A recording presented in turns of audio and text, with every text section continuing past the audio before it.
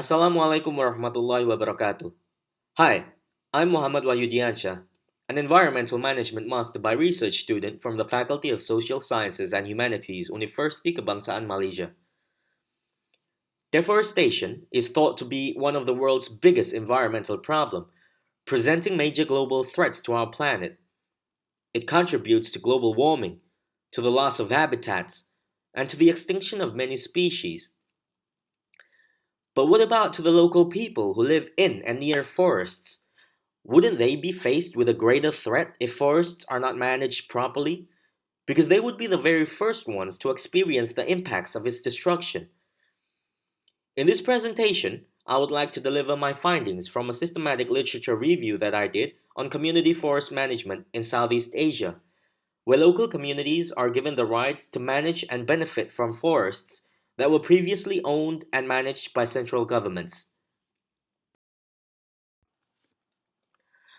The topics of today's presentation will consist of five main parts, beginning with the introduction, where I will explain briefly the background, the problem statement, and objectives of this review, followed by the methodology, where I will present how the data was collected and how the review question was formulated. The findings of this review will then be presented in the third section, followed by the discussion in the fourth section, and concluded in the final section.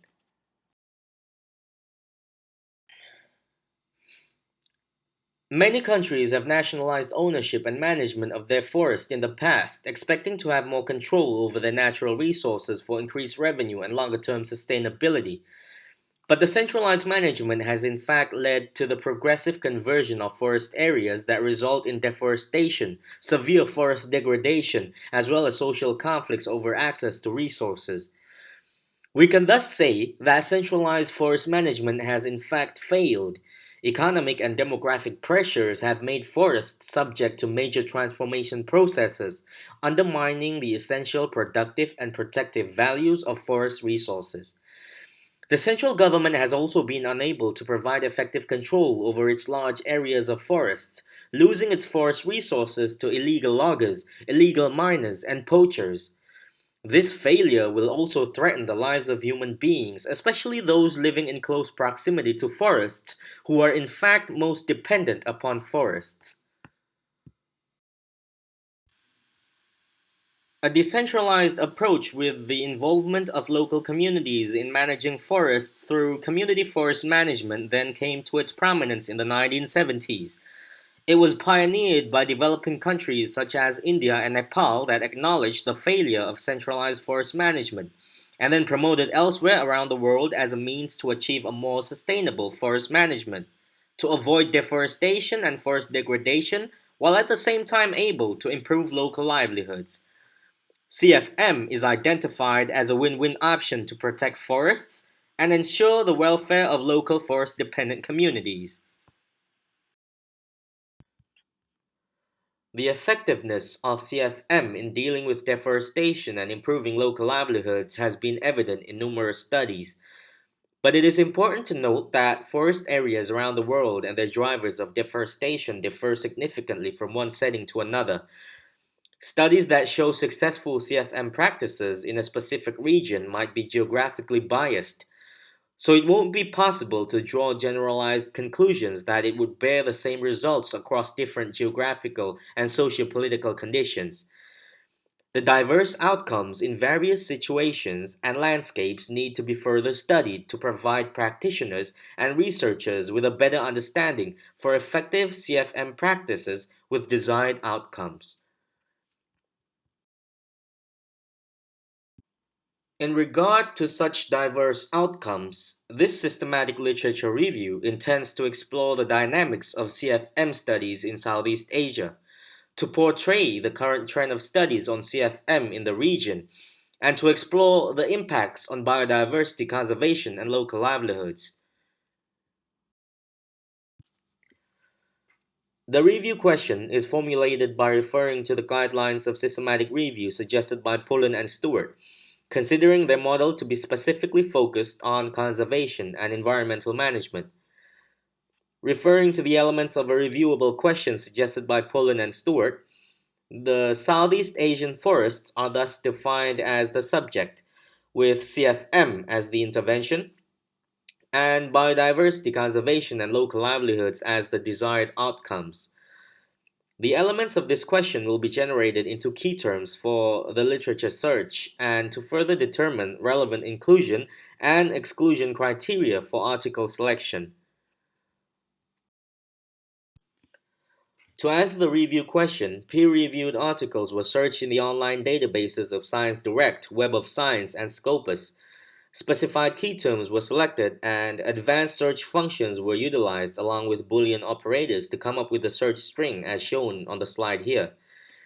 The search string was then input in the search field and set to search for titles, abstracts, and keywords.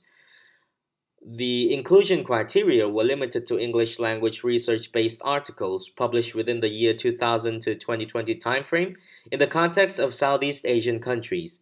As for the exclusion criteria, articles considered irrelevant, non English articles, publications before the year of 2000, and duplicate articles from the three databases were eliminated. After sifting thoroughly and eliminating irrelevant and duplicate articles from the three databases, a total of 22 articles were finally selected. The detailed information of the selected articles were then presented in a chronological order in a separate Excel sheet for ease of analysis. The 22 articles were then analyzed to see the trends in terms of the frequency of studies, the geographical distribution, and the thematic focus related to biodiversity conservation and local livelihood. From the reviewed articles, the growth of research on CFM in Southeast Asia, the geographical distribution, and the thematic focus were able to be pointed out. This review found that research on CFM in Southeast Asia is lacking in the first decades of this millennia, which is quite reasonable as CFM is considered to be a recent invention in the region. However, it is worth noting that, as shown in the chart shown here, there is an increasingly linear trend of publications represented by the dashed lines, which reflects the growing attention towards CFM in Southeast Asia.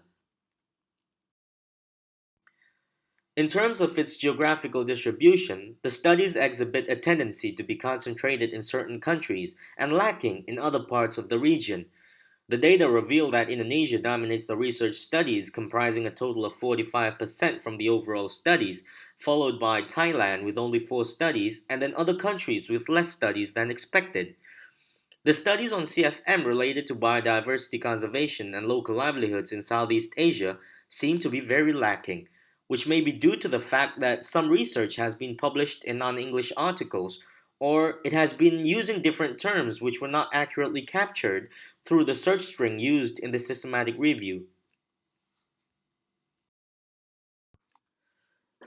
Based on the thematic focus, the data shows that the selected articles for this review fall into three categories, focusing on the aspects of biodiversity conservation, on local communities' livelihoods, or on both aspects altogether, as shown in the table here.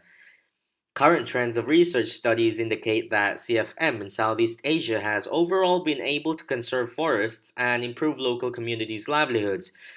The implementation of CFM has demonstrated its success in reducing deforestation, which means that the attempt to conserve the forest and its biodiversity can be assumed to be achieved as well. Studies also point out that the forest biodiversity in turn provides the basis for local communities' livelihoods. Out of all the reviewed publications, there is only one study in Indonesia that points out how the implementation of CFM has been unable to fulfill both its environmental promise and economic opportunities. And then there is only one study in Cambodia, Laos, and Vietnam that points out how the implementation of CFM has only been able to mitigate poverty rather than alleviate it. Before we discuss about the increase of CFM studies in Southeast Asia, I think it is necessary to look back at how the management of natural resources were back then in Southeast Asia. The Southeast Asian countries, except for Thailand, share a similar colonial past. The preceding colonial administration of Southeast Asian countries seemed to have descended a centralization of power, where natural resources were placed under centralized political authority even after the countries attained their independence. This centralized management has demonstrated failures in conserving forests and maintaining forest cover, but it was justified on behalf of national development.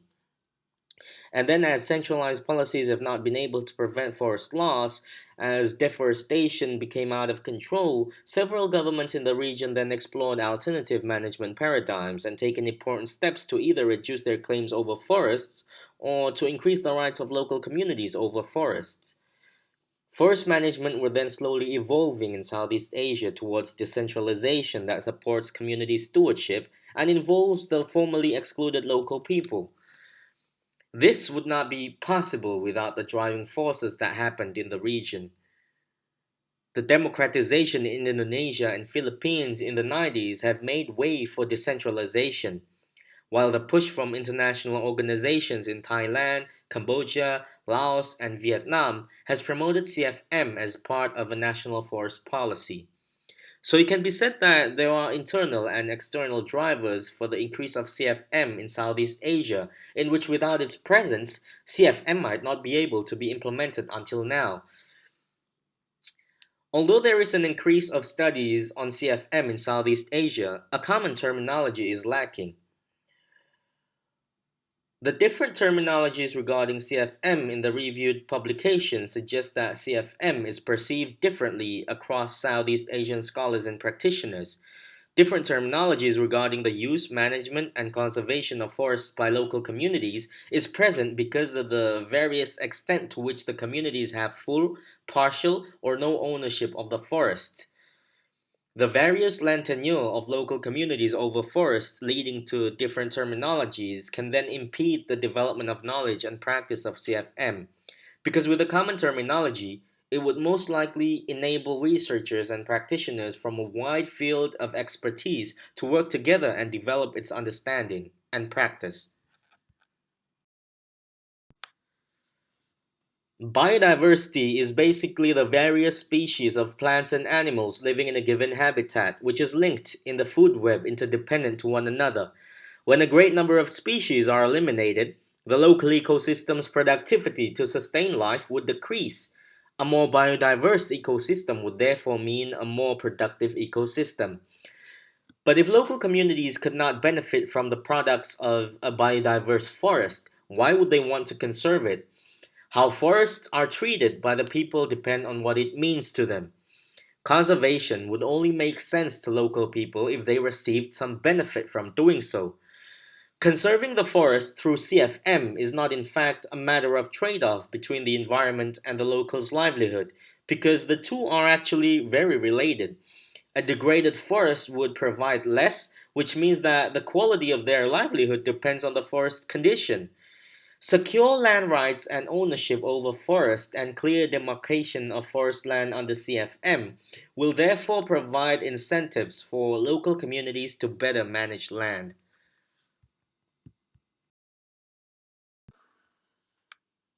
From this review, it can be concluded that CFM is being increasingly preferred in the region as a means to conserve the forest and increase the welfare of forest dependent communities.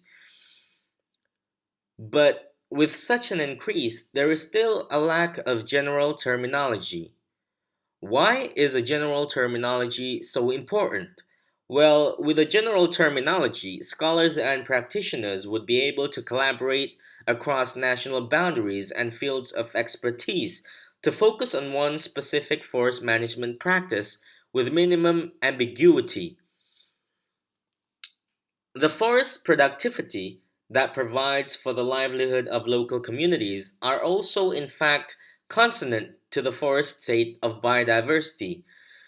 Giving local communities secure land rights and ownership to manage forests through CFM is a way to provide incentives for local people to conserve the forest in their own best interest. The local people's knowledge to benefit from the forest biodiversity will enable them to maximize the forest's potential through conservation and ensure its sustainability.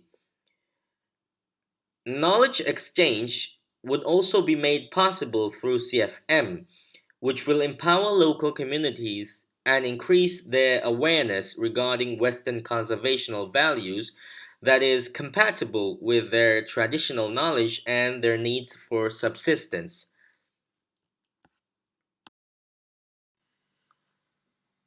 Well, that's the end of this presentation. Thank you. Any questions can be posted on the comment section and can be discussed afterwards.